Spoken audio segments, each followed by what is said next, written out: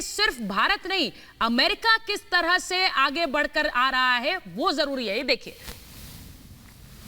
United Nations general assembly in public space and in General Assembly Hall, except when directly addressing the meeting. The size of a delegation should not exceed 4 delegates. और ये तस्वीरें संयुक्त राष्ट्र मुख्यालय से, और अब से कुछ मिनट में ही प्रधानमंत्री नरेंद्र मोदी यहाँ पे संबोधन देंगे और एक तरीके से जो कार्रवाई है वो विधिवत रूप से शुरू हो गई है। तो अब जैसा मैंने कहा कि यूनाइटेड नेशंस जनरल असेंबली में मिनट में ही प्रधानमंत्री नरेंद्र मोदी यहाँ पे संबोधन देंगे और एक तरीके से जो कार्रवाई है अब वो विधिवत रूप से शुरू हो गई है और प्रधानमंत्री अब आने ही वाले हैं और अपनी बात रखेंगे।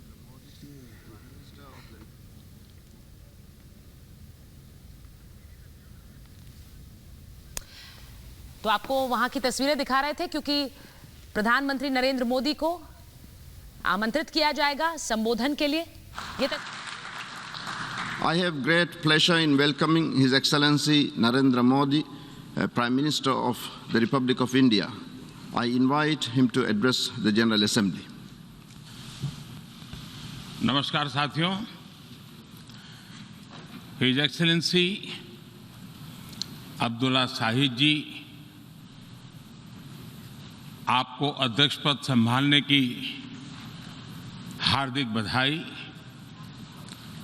आपका अध्यक्ष बनना सभी विकासशील देशों और विशेषकर स्मॉल आइलैंड डेवलपिंग स्टेट्स के लिए बहुत गौरव की बात है। अध्यक्ष महोदय, गत 1.5 वर्ष से पूरा विश्व 100 साल में आई सबसे बड़ी महामारी का सामना कर रहा है। ऐसी भयंकर महामारी में जीवन गंवाने वाले सभी लोगों को मैं श्रद्धांजलि देता हूं और परिवारों के साथ अपनी संवेदनाएं व्यक्त करता हूं। अध्यक्ष महोदय, मैं उस देश का प्रतिनिधित्व कर रहा हूं जिसे मदर ऑफ डेमोक्रेसी का गौरव हासिल है। लोकतंत्र की हमारी हजारों वर्षों की महान परंपरा रही है। इस 15 अगस्त को भारत ने अपनी आजादी के 75वें साल में प्रवेश किया है। हमारी विविधता हमारे सशक्त लोकतंत्र की पहचान है। एक ऐसा देश जिसमें दर्जनों भाषाएं हैं, सैकड़ों बोलियां हैं, अलग अलग रहन सहन खान-पान है। ये वाइब्रेंट डेमोक्रेसी का बेहतरीन उदाहरण है। ये भारत के लोकतंत्र की ताकत है कि एक छोटा बच्चा जो कभी एक रेलवे स्टेशन के टी स्टॉल पर अपने पिता की मदद करता था, वो आज चौथी बार भारत के प्रधानमंत्री के तौर पर UNGA को संबोधित कर रहा है।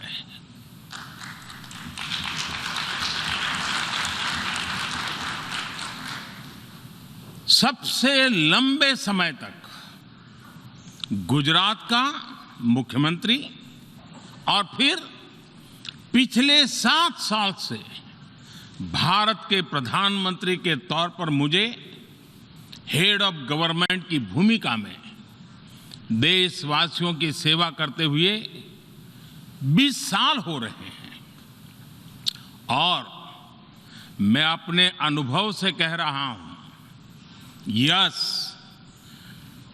Democracy can deliver. Yes, democracy has delivered. अध्यक्ष महोदय, एकात्म मानव दर्शन के प्रणेता पंडित दीनदयाल उपाध्याय जी की आज जन्म जयंती है। एकात्म मानव दर्शन यानी इंटीग्रल ह्यूमनिज्म अर्थात स्व से समष्टि तक विकास और विस्तार की सहयात्रा, expansion of the self, moving from individual to the society, the nation and entire humanity. और ये चिंतन अंत्योदय को समर्पित है। अंत्योदय को आज की परिभाषा में where no one is left behind कहा जाता है। इसी भावना के साथ भारत आज इंटीग्रेटेड इक्विटेबल डेवलपमेंट की राह पर आगे बढ़ रहा है। विकास सर्वसमावेशी हो, सर्वस्पर्शी हो, सर्वव्यापी हो, सर्वपोषक हो, यही हमारी प्राथमिकता है। बीते 7 वर्षों में भारत में 43 करोड़ से ज्यादा लोगों को बैंकिंग व्यवस्था से जोड़ा गया है, जो अब तक इससे वंचित थे। आज 36 करोड़ से अधिक ऐसे लोगों को भी बीमा सुरक्षा कवच मिला है, जो पहले इस बारे में सोच भी नहीं सकते थे। 50 करोड़ से ज्यादा लोगों को मुफ्त इलाज की सुविधा देकर भारत ने उन्हें क्वालिटी हेल्थ सर्विस से जोड़ा है। भारत ने 3 करोड़ पक्के घर बनाकर बेघर यानी होमलेस परिवारों को होम ओनर्स बनाया है। अध्यक्ष महोदय, प्रदूषित पानी भारत ही नहीं, पूरे विश्व और खासकर गरीब और विकासशील देशों की बहुत बड़ी समस्या है। भारत में इस चुनौती से निपटने के लिए हम 17 करोड़ से अधिक घरों तक पाइप से साफ पानी पहुंचाने का बहुत बड़ा अभियान चला रहे हैं। विश्व की बड़ी बड़ी संस्थाओं ने ये माना है कि किसी भी देश के विकास के लिए वहां के नागरिकों के पास जमीन और घर के प्रॉपर्टी राइट्स यानी ओनरशिप का रिकॉर्ड होना बहुत जरूरी है। दुनिया के बड़े बड़े देशों में बड़ी संख्या में ऐसे लोग हैं जिनके पास जमीनों और घरों के प्रॉपर्टी राइट्स नहीं है। आज हम भारत के 6 लाख से अधिक गांवों में ड्रोन से मैपिंग कराकर करोड़ों लोगों को उनके घर और जमीन का डिजिटल रिकॉर्ड देने में जुटे हैं। ये डिजिटल रिकॉर्ड प्रॉपर्टी पर विवाद कम करने के साथ ही access to credit, bank loan तक लोगों की पहुंच बढ़ा रहा है। अध्यक्ष महोदय, आज विश्व का हर 6ठा व्यक्ति भारतीय है। जब भारतीयों की प्रगति होती है तो विश्व के विकास को भी गति मिलती है। When India grows, the world grows. When India reforms, the world transforms. Bharat में हो रहे साइंस और टेक्नोलॉजी आधारित इनोवेशंस विश्व की बहुत मदद कर सकते हैं। हमारे टैक्स सॉल्यूशंस का स्केल और उनकी कम लागत दोनों अतुलनीय है। हमारे यूनिफाइड पेमेंट इंटरफेस यूपीआई आज भारत में हर महीने 350 करोड़ से ज्यादा ट्रांजैक्शन हो रहे हैं। भारत का वैक्सीन डिलीवरी प्लेटफॉर्म कोविन एक ही दिन में करोड़ों वैक्सीन डोज लगाने के लिए डिजिटल सपोर्ट दे रहा है। अध्यक्ष महोदय, सेवा परमो धर्मः, सेवा परमो धर्मः को जीने वाला भारत सीमित संसाधनों के बावजूद भी वैक्सीनेशन डेवलपमेंट और मैन्युफैक्चरिंग में जी जान से जुटा है। मैं यूएनजीए को ये जानकारी देना चाहता हूं कि भारत ने दुनिया की पहली डीएनए वैक्सीन विकसित कर ली है, जिसे 12 साल की आयु से ज्यादा के सभी लोगों को लगाया जा सकता है। एक और mRNA वैक्सीन अपने डेवलपमेंट के आखिरी चरण में है। भारत के वैज्ञानिक कोरोना की एक नेजल वैक्सीन के निर्माण में भी जुटे हैं। मानवता के प्रति अपने दायित्व को समझते हुए भारत ने एक बार फिर दुनिया के जरूरतमंदों को वैक्सीन देनी शुरू कर दी है।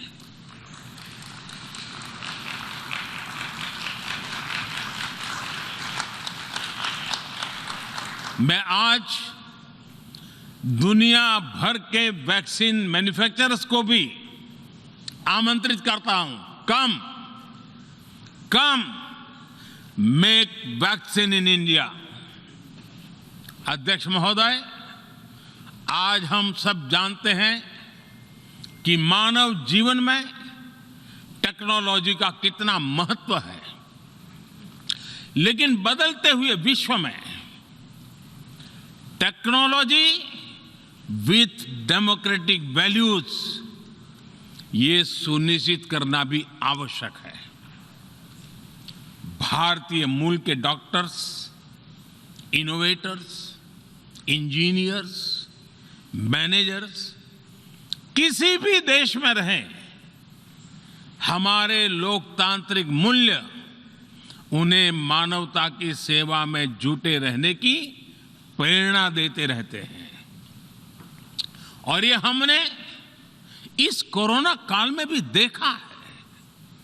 अध्यक्ष महोदय, कोरोना महामारी ने विश्व को यह भी सबक दिया है कि वैश्विक अर्थव्यवस्था को अब और अधिक डाइवर्सिफाई किया जाए।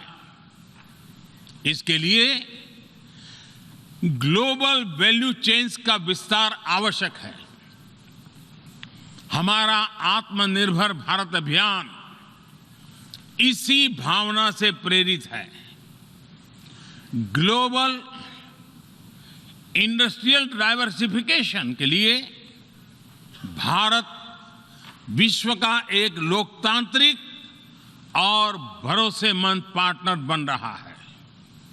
और इस अभियान में भारत ने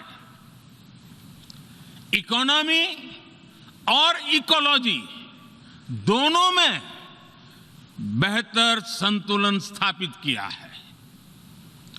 बड़े और विकसित देशों की तुलना में क्लाइमेट एक्शन को लेकर भारत के प्रयासों को देखकर आप सभी को निश्चित ही गर्व होगा। आज भारत बहुत तेजी के साथ 450 गीगावाट रिन्यूएबल एनर्जी के लक्ष्य की तरफ बढ़ रहा है। हम भारत को दुनिया का सबसे बड़ा ग्रीन हाइड्रोजन हब बनाने के अभियान में भी जुट गए हैं। अध्यक्ष महोदय, हमें अपनी आने वाली पीढ़ियों को जवाब देना है कि जब फैसले लेने का समय था तब जिन पर विश्व को दिशा देने का दायित्व था वो क्या कर रहे थे। आज विश्व के सामने रिग्रेसिव थिंकिंग और एक्सट्रीमिज्म का खतरा बढ़ता जा रहा है। इन परिस्थितियों में पूरे विश्व को साइंस बेस्ड रैशनल और प्रोग्रेसिव थिंकिंग को विकास का आधार बनाना ही होगा। साइंस बेस्ड अप्रोच को मजबूत करने के लिए भारत एक्सपीरियंस बेस्ड लर्निंग को बढ़ावा दे रहा है। हमारे यहां स्कूलों में हजारों अटल टिंकरिंग लैब्स खोली गई हैं, इंक्यूबेटर्स बने हैं और एक मजबूत स्टार्टअप इकोसिस्टम विकसित हुआ है। अपनी आजादी के 75 वर्ष के उपलक्ष्य में जब हम आजादी का अमृत महोत्सव मना रहे हैं, भारत 75 ऐसे सैटेलाइट्स को अंतरिक्ष में भेजने वाला है जो भारतीय विद्यार्थी स्कूल कॉलेजों में बना रहे हैं। अध्यक्ष जी, दूसरी ओर रिग्रेसिव थिंकिंग के साथ जो देश आतंकवाद का पॉलिटिकल टूल के रूप में इस्तेमाल कर रहे हैं, उन्हें ये समझना होगा कि आतंकवाद उनके लिए भी उतना ही बड़ा खतरा है। ये सुनिश्चित किया जाना बहुत जरूरी है कि अफगानिस्तान की धरती का इस्तेमाल आतंकवाद फैलाने और आतंकी हमलों के लिए न हो। हमें इस बात के लिए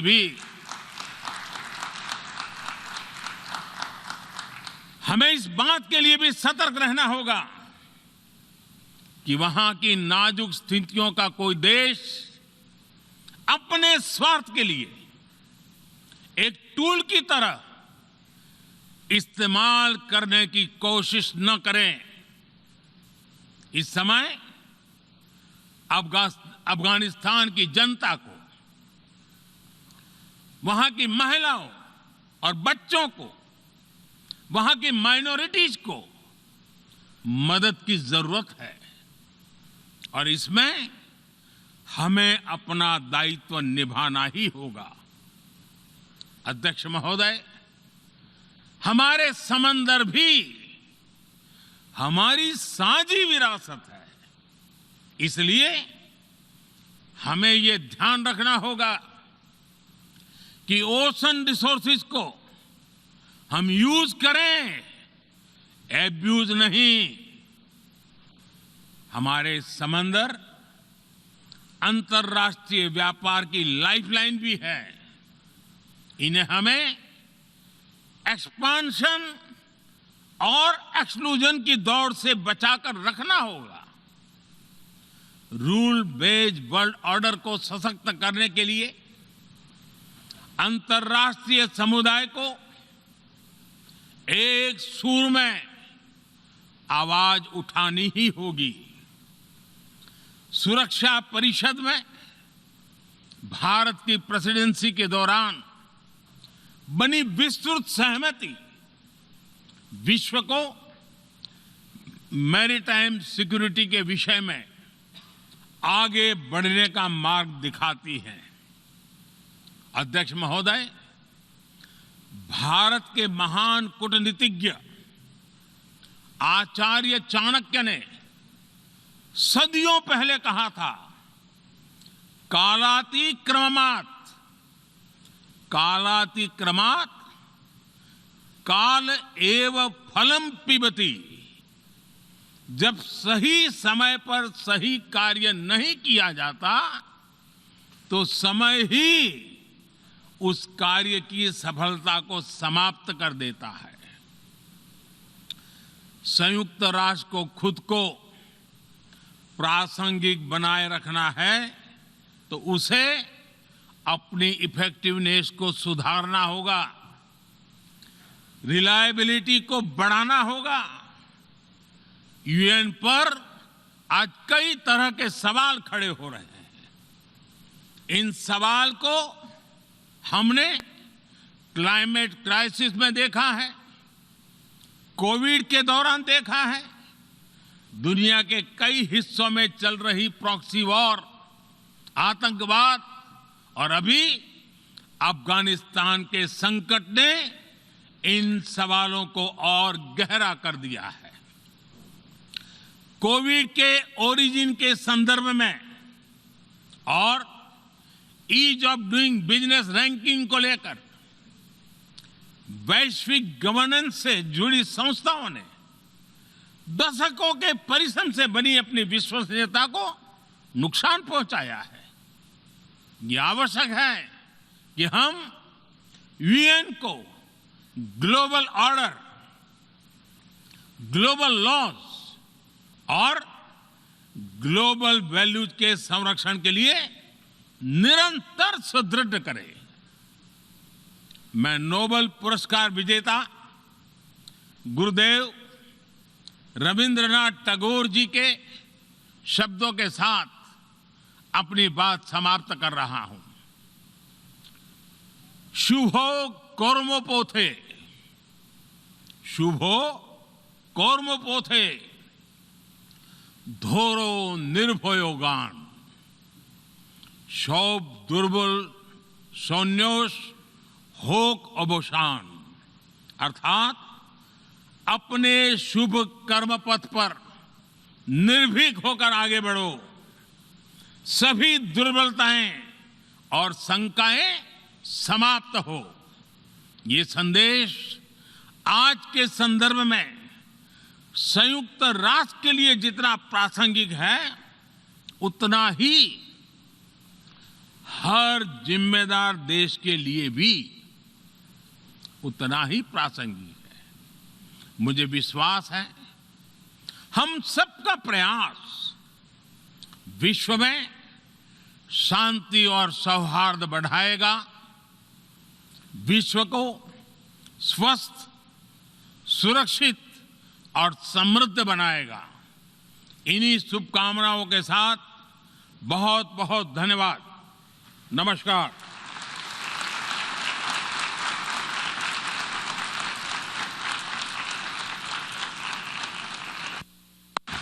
On behalf of the General Assembly, I wish to thank the Prime Minister of the Republic of India for the statement just made, and I request protocol to escort His Excellency.